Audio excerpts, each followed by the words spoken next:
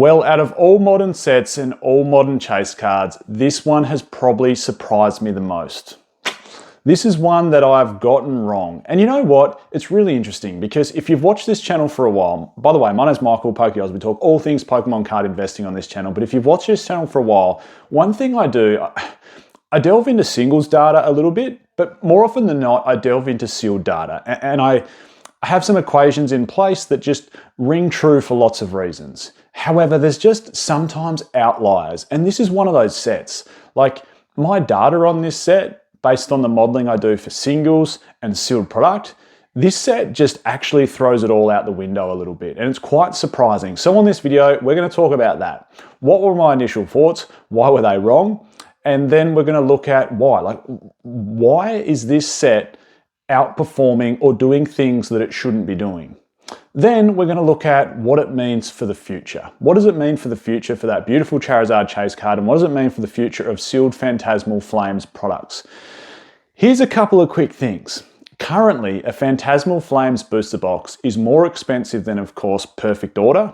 It's more expensive than Mega Evolution Base. It's more expensive than Journey Together. It's more expensive than Temporal Forces. It's more expensive than Scarlet and Violet Base. It's more expensive than Astral Radiance, Darkness Ablaze, Surging Sparks, Stellar Crown, Twilight Masquerade, Paradox Rift, Obsidian Flames, Battle Styles, and Vivid Voltage. It is an expensive booster box for how new it is. Well, here's my initial thoughts. Let's delve into those. So when I was doing videos a couple of months ago, not long after the release of this set, I said, here's what I think is going to happen. Pull rate data had just come out, and here it is on the screen here. As we can see, pull rates for this card are roughly 1 in 400, which is relatively low or easy pull rates considering a lot of other sets. Generally, bigger main sets have tougher pull rates, or even bigger holiday sets like Prismatic Evolutions or Ascended Heroes have tougher pull rates. This set was quite a small set, and as a result, we had quite easy pull rates. It was 1 in 400 for the Charizard SIR, and it's 1 in 1200 for the Gold Charizard. One thing this does prove is just how important artwork is. Artwork is so important to the price of a card because it's the same Pokemon, Charizard, on the Gold and the SIR, and the Gold is 3 times more difficult to pull, but it's heaps cheaper. Interesting little point there. Artwork is so important to the value of a card. So my prediction was that, and I said based on pull rates and how much stock and supply we're going to see of this, and how many people are going to be cracking it open, how many people are going to be sending it to PSA, how many people are going to be ripping and hoping to pull that Charizard. There's going to be so many copies sent to PSA. My prediction was somewhere around $300 to $350 raw for the Charizard SIR, and maybe $1,000 to $1,200 US for a PSA 10 as more supply hit the market. And boy, was I wrong. So gem rate, just so you know, gem rate for PSA 10 is 65 to 70% on this Charizard. So relatively easy card to gem. And this is what the current prices are. It's currently about bang on $800 US, as you can see on the screen here. And PSA 10 price is about $2,700 US. So I'm a little bit off. And by a little bit, I mean a fair bit. So the big question is why? Why is it so far off? Before we jump into the why, I did just want to give a quick shout out to today's video sponsor, which is of course the Collector app. The Collector app is the one-stop shop for all your investing and collecting needs. You put all your single product in there, all your slabs, all your sealed product. It shows you so much data, and if you're a pro user, it tracks so much more data even. You can go way back in time to see what things have been going for. There's so much analytics in this. You can jump into any set, English, Japanese, modern, vintage, mid-era. It shows you total set values, it shows you total chase cards, it shows you how they've been performing over time. You can even look at trades on it now, so if your trade's fair trade for what you're getting off someone else, you can see everything on here. It's such a good app from an investing standpoint. So again, there'll be a link in the description to download that one. So why? And look, I think the main reason is the blaringly obvious. is that this Charizard is so damn good. And everyone said that, including me. Like, everyone at the start said, this Charizard artwork is phenomenal, pull rates seem somewhat easy, the set is a smaller set, it's a Charizard or bust set, and as a result, it'll perform mediocre. And it hasn't performed mediocre. In fact, it's performed phenomenally. It's raced up in price like crazy. So this is actually a graph of how the booster box has been performing right here. It has absolutely screamed up in price in the last 2 to 3 months. In fact, it's over $400 a box now.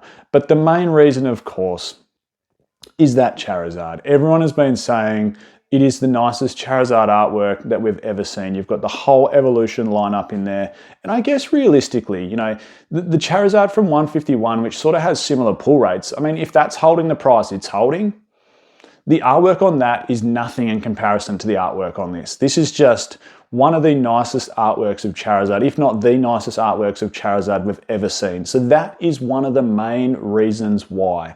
The second main reason why at the moment is there's a lot of money coming into this hobby, and it's particularly pouring itself into high grade, very expensive, low population slabs. We've seen some very expensive Wizards of the Coast era slabs, some very expensive EX era slabs with a lot of gold stars. A lot of gold stars now, like if you want yourself a gold star, and it doesn't just have to be the rarest ones, like you're gonna have to pay somewhere between $50,000 to $100,000 for any gold star in a PSA 10. It's just become absolutely astronomical. They have flown up in price. Aquapolis PSA 10s. Neo Discovery First Edition PSA 10s, Skyridge PSA 10s, all of those, just all the Wizards of the Coast EX era cards have gone absolutely bonkers in the last few months. And I think some of that money has sort of squeezed itself into modern era stuff, where if it's like a black label, and this is the primest example, a black label of this very card sold for over $50,000. And like, that's unseen of and unheard of in the hobby. Like a modern card that has just been released in a black label that's already got a somewhat high population, I think it's 300 odd, which is bound to grow. Like there's going to be more sitting at Beckett that might get black labels. There's going to be more people that send it there, especially if they think they can get $50,000 if it scores a black label. It's just bonkers to me that someone would pay that price for a modern card. But that is another reason. So first reason, how damn good that artwork is on that Charizard. Second reason, if people are scoring a PSA 10 on this card, it's $2,700. If people are sending it to Beckett and getting a black label, one just sold for over $50,000. There's some listed online at the moment for $80,000 or best offer. If that's not a reason for people to rip open this booster box and chase that Charizard, sending demand towards it, both obviously the singles inside the set, particularly that Charizard, and then putting upward pressure on the sealed product because supply is just getting ripped so quickly. And that leads me on to my next point, is just how big this hobby is and how many people want to chase that Charizard. I do think we underestimate that really massively. And with that comes this whole new leg of streamers and rip and shippers that are just going ham on ripping open product, like absolutely flogging it to death. And I guess I have a couple of more points as to why this has gone up in value so quickly. The next point I wanted to make is just, I guess, this whole community sentiment. It's not even sentiment, it's almost fact at this stage, that booster boxes are not seeing reprints that much. If they do, it could be sporadic in different parts of the world and very small reprints. And as a result, people are going, well, after this initial wave of booster boxes, like, will there be any more? And as a result, with how many are being ripped, it's just putting huge amounts of upward pressure on the booster boxes. It's absolutely insane. And another point I wanted to make is there's a few new sets coming out, of course. We've just had Perfect Order, and most people would say that's quite weak. And if you're anything like me down here in Australia, whether you're in the US or the UK, it's on the shelves. It's the first Pokemon card set that I've seen in a while, which is actually on shelves.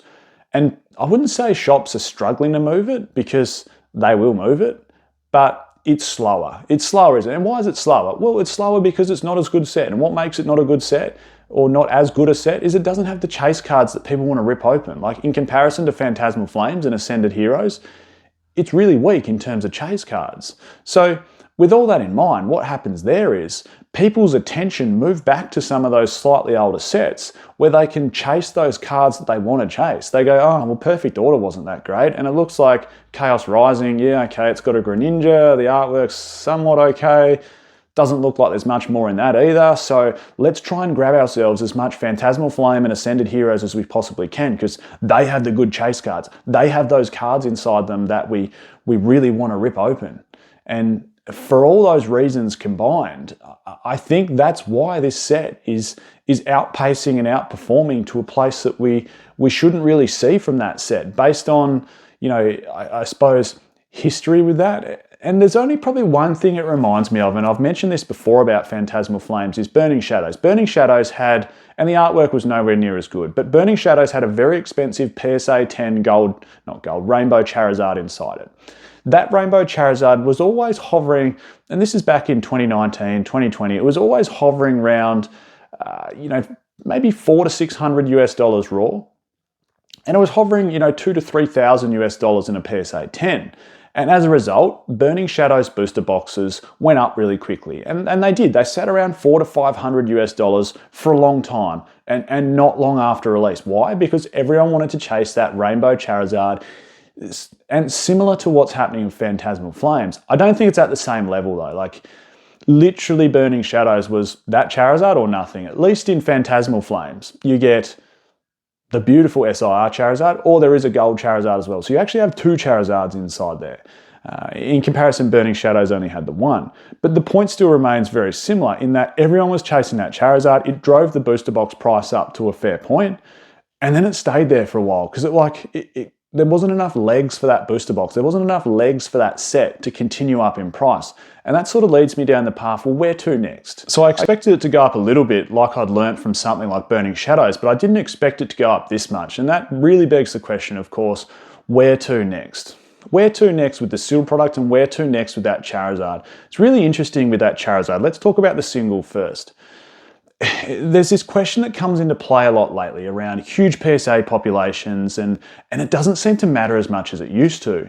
And I think the reason being is there's so much demand in this hobby at the moment. There's so many people that want that card. There's so many people that want it as a PSA 10, and there's so many people that will lock it away as part of their collection forever. That's where you got to remember how big this hobby is at the moment, how many people and collectors are in this space.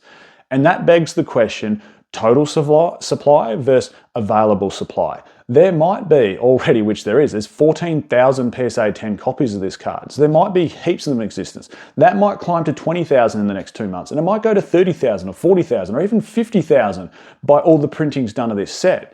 But it's like, that's the total supply. If there's only ever a small handful on the market and you've got thousands and thousands of collectors and investors chasing that card, that's where the price comes from. It's supply demand, but it's demand versus the available supply, not demand versus the total supply, because the total supply almost doesn't matter in that instance. It is how much available supply is on the market at any given moment.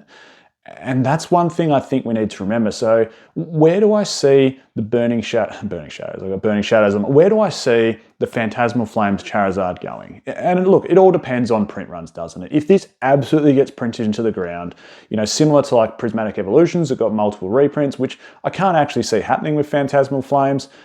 It would be nice though if we did get some booster box reprints, but I think we're going to see more Phantasmal in the form of Elite Trainer boxes. We're probably going to see more Phantasmal in the forms of things like booster bundles and sleeve blisters still going to the big box retailers. We're going to see more of that ultra premium collection. It depends. It depends how much supply we get. Interesting, isn't it? I actually don't even want to make a stab at this one anymore after how wrong I was the first time around. And I think anyone that's into data modeling on singles when it comes to Pokemon cards will say this is a massive outlier. So it's such a hard one. And this is where artwork and nostalgia and community sentiment comes into play with a card. Who knows? Maybe it'll sit around and hover around an $800 to $1,000 raw card forever because it's just so damn nice. Maybe it'll sit somewhere between a $2,500 to $3,000 $3,000 PSA 10 card forever. That's probably based on what it's doing at the moment, where it's going to go in the future, depending on overall, overall demand for this card and overall demand for the hobby. As for the sealed product, it's interesting. Like Destined Rivals is over 500. This is already over 400. I said at the start, if this had Ascended Heroes Gengar inside it, so you had the two SIRs, the Gengar and the Charizard, like, whoa, this booster box would be one of the best investments we've seen for a while. In fact, maybe even better than Destined Rivals, but it doesn't have that Gengar. So we need to take that out of the equation, but it does still have that Charizard. It does still have the gold Charizard. There are a couple of other hits in here, as you can see on the screen up here. It's got a really nice Piplup inside there. I think there's a Dugong. So there's a couple of 151. There's a Meowth inside there, a couple of 151 illustration rares, which aren't bad looking cards. In fact, that Piplup and that Meowth are really cute little cards. Oh no, like this could be a $500-600 box by the middle of the year the way it's going. Interesting, isn't it? Hey, I'm Michael, PokeOz. Let me know your comments down below. Thanks everyone so much for tuning in, and I'll catch you all next time.